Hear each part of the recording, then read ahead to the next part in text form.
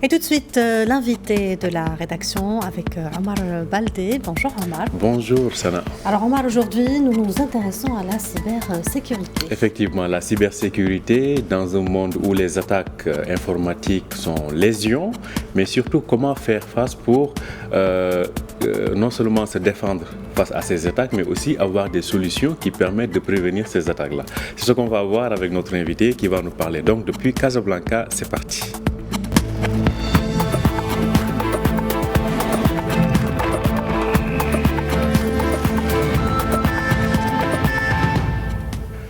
Bonjour et bienvenue sur Médian TV. La cybersécurité est devenue un enjeu majeur de sécurité des entreprises et des États. Avoir des failles en sécurité informatique peut coûter très cher de nos jours, d'où l'urgence de sensibiliser sur la question, mais aussi et surtout de repérer les meilleures solutions en la matière pour l'émergence d'une industrie de cybersécurité digne de son nom. C'est dans ce cadre que se tient le premier hackathon africain de la cybersécurité ce week-end à Casablanca et nous avons le plaisir de recevoir son organisateur qui est également le PDG de LMPS Group, Amin Hilmi. Bonjour à vous Amin Hilmi.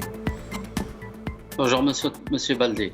Alors, merci à vous de l'accepter. Alors, tout d'abord, il est vrai que quand on parle de hackathon, peut-être tout le monde n'est pas habitué à ce terme, qu'on connaît peut-être désormais, mais tout le monde peut-être n'est pas extrêmement sensibilisé sur ce terme. Est-ce que vous pouvez d'abord nous expliquer ce que ça veut dire un hackathon?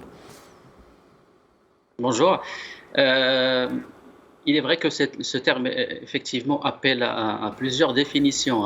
Le hackathon qu'on souhaite du moins mettre en place ce week-end, c'est un carrefour pour les porteurs d'idées en matière de cybersécurité. L'idée étant de mettre tous ces personnes curieuses qui se projettent dans ce secteur, de se retrouver dans un cadre d'émulation, de frottement avec d'autres personnes qui ont le même intérêt, qui soient experts ou néophytes dans le domaine, pour justement partager, s'inspirer les uns des autres et transformer ces idées en produits ou en projets qui ont un intérêt pertinent pour le secteur de la cybersécurité. Alors, aujourd'hui, comme je le disais tout à l'heure, quand on parle de ces hackathons qu'on organise en tout cas de temps en temps, ci et là, est-ce parce qu'il y a un danger réel ou peut-être c'est une manière d'anticiper ces dangers-là? Écoutez, les dangers sont là. Ça ne se passe pas uniquement à la porte d'à côté. C'est pas relatif à des choses qu'on regarde au niveau des médias qui concernent que les pays développés ou autres. Le Maroc est pleinement concerné. Nous avons à notre disposition certains radars qui nous relèvent des milliers d'infections toutes les semaines au niveau du Maroc, que ce soit à travers des mécanismes de phishing ou de ransomware, enfin du moins les logiciels qui chiffrent les postes de travail, et c'est quelque chose qui représente une réalité évidente aujourd'hui. Donc ce n'est pas quelque chose qu'on anticipe, c'est une réalité. Donc on est pleinement dans le combat, on est pleinement à faire face à ces cybercriminels qui ne manquent pas d'imagination, qui surfent sur la conjoncture actuelle, qui suscitent la peur, l'incertitude, la curiosité. La curiosité est un facteur important pour faire tomber les néophytes ou les personnes non sensibilisées dans le piège des cybercriminels. Et les dégâts sont importants, voire des fois catastrophiques. Et on le voit quasiment tous les jours de par notre secteur. On va revenir sur ça tout à l'heure, mais restons sur cet événement. Alors, pendant ce hackathon, en quoi consistera en fait les échanges ou bien les actions qui seront menées? Alors, les actions qui vont être menées, c'est un format déjà sous 48 heures où on va présélectionner les idées pertinentes qui ont un sens, qui sont réalisables et qu'on va encadrer pendant ces 48 heures. Quand on dit on va encadrer, c'est-à-dire que les candidats vont être entourés d'experts en cybersécurité, mais aussi d'experts en finance et des mentors affirmés pour le lancement ou pour l'encadrement de start-up. Donc l'idée, c'est d'accompagner ces porteurs d'idées à transformer ces idées-là, à développer, à avoir au bout de ces 48 heures quelque chose qui est tangible, qui est présentable, qui va être défendu devant un jury, et à la clé, il y aura des prix et un accompagnement de 3 mois pour ces porteurs d'idées, pour les accélérer ou les mettre en mode rapide à les faire aboutir en start-up digne de ce nom. Alors, qu'en est-il justement des possibilités, voire même des probabilités de concrétiser ces idées en termes de start-up? Est-ce qu'aujourd'hui, il y a, en dehors de ces hackathons, des accompagnements financiers et peut-être en termes de management pour concrétiser ces idées qui viennent de ces pépites, en tout cas de ces férus d'informatique? Écoutez, les dispositifs d'accompagnement et de concrétisation de start-up sont assez, ou font légion aujourd'hui au Maroc. Il y a les initiatives publiques et privées, il y a les business angels qui commencent à s'organiser pour justement rendre à l'entrepreneuriat ce qu'ils ont pu engranger tout au long de leur carrière. Donc, les initiatives en matière d'accompagnement ne manquent pas. Maintenant, l'idée... vous avez certainement entendu parler de fintech, d'agritech, d'insurtech. Donc il y a beaucoup de sujets aussi qui intéressent et qui suscitent un intérêt immédiat. Tous ces sujets qui font appel au digital, au full digital, c'est qu'on dématérialise tout secteur confondu. Et quand on dématérialise, c'est qu'on fait appel à de nouveaux risques qui sont les risques cyber. Et les risques cyber sont traités dans la cybersécurité. Et la cybersécurité, notre objectif, c'est de l'incorporer dans cette dynamique-là, qu'elle ne reste pas le parent pauvre de ces initiatives d'entrepreneuriat, et qu'il est important qu'elle accompagne cette transformation digitale. Si la transformation digitale est un train, la cybersécurité en est les rails. Donc, il faut qu'on travaille nos rails en matière de cybersécurité pour que la transformation digitale se passe dans les meilleures conditions et sans qu'on ait à faire des projets qui vont peut-être se casser la figure si les risques ne sont pas traités selon les règles de l'art. Alors, donc je rappelle que c'est le premier hackathon africain de la cybersécurité que vous organisez. Justement, parlez-nous de la dimension internationale de cet événement. Écoutez, l'événement est international, continental d'abord, parce qu'on a quand même cette fierté d'organiser cet événement à l'échelle africaine et d'en faire une première. Je rappelle qu'on n'a quasiment aucun produit made in Morocco en matière de cybersécurité. On ne souhaitait pas se limiter au Maroc. Nous avons pleinement les occasions de matérialiser la coopération sud-sud de par notre métier. Et l'idée, c'est de rapatrier ces idées-là, de les concrétiser, que ce soit au Maroc ou à l'échelle continentale. Je dis bien continentale parce qu'on n'a pas forcément dans nos idées d'en faire un événement international. Africain déjà. Si on arrive déjà à concrétiser des choses à l'échelle continentale, ça serait déjà une fierté et une réussite pour nous. Alors, aujourd'hui, vous observez un peu l'écosystème du monde du digital. Qu'est-ce qu'aujourd'hui, en termes de benchmark ou plutôt de partage d'expérience, qu'est-ce qu'il est possible aujourd'hui d'échanger entre le Maroc, par exemple, et ses partenaires du continent sur le plan digital? Ce qu'il est possible d'échanger, c'est le retour d'expérience. Aujourd'hui, le Maroc a une certaine maturité dans le domaine de la cybersécurité, qui, comme j'ai dit, est une partie prenante du digital. On a un arsenal juridique qui a plus de 10 ans. Ça a été couronné récemment par une loi qui s'appelle la loi 05-20, qui vient un peu mettre toutes les parties prenantes devant leurs responsabilités et devant l'obligation d'adresser la cybersécurité sous risque de graves poursuites. Donc, le Maroc a une conscience importante. Donc, en termes, sur le plan de la légifération, on a ce qu'il faut. On a aussi une industrie, mais plutôt sur les sujets de conseil et d'utilisation des softwares de cybersécurité qui est assez mature sur le Maroc. Donc, c'est sur ces sujets-là. On a aussi à partager et à apprendre de nos confrères et nos collègues des autres pays du continent. Donc, les échanges se font déjà à travers plusieurs occasions et ça ne date pas d'aujourd'hui.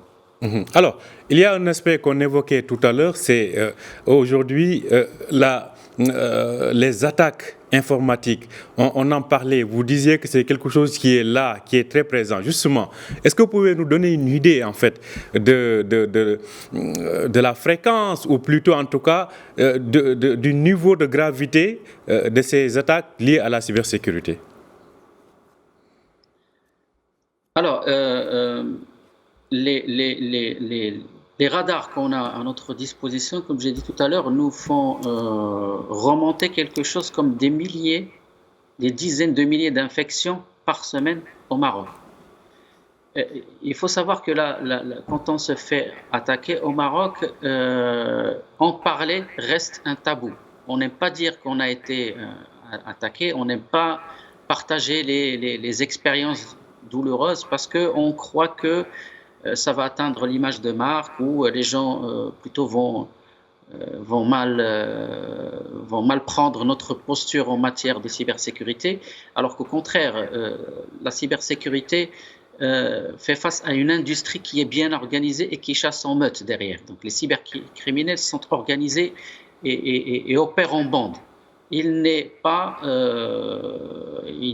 inintéressant de faire la même chose et de partager son expérience, qu'elle soit positive ou négative, pour qu'on puisse être au courant de ce qui se passe et qu'on s'organise ensemble, que ce soit par secteur ou quelle qu'en soit l'organisation, pour justement contrer ces cyberattaques qui se renouvellent tous les jours, je dirais. C'est même pas quelque chose qui se met à jour tous les mois ou toutes les semaines. C'est tous les jours, vous vous réveillez le matin, vous avez de nouvelles attaques, vous avez de nouvelles techniques auxquelles font appel les cybercriminels pour justement bypasser ou contourner tous les dispositifs de cybersécurité que met en place n'importe quel organisme.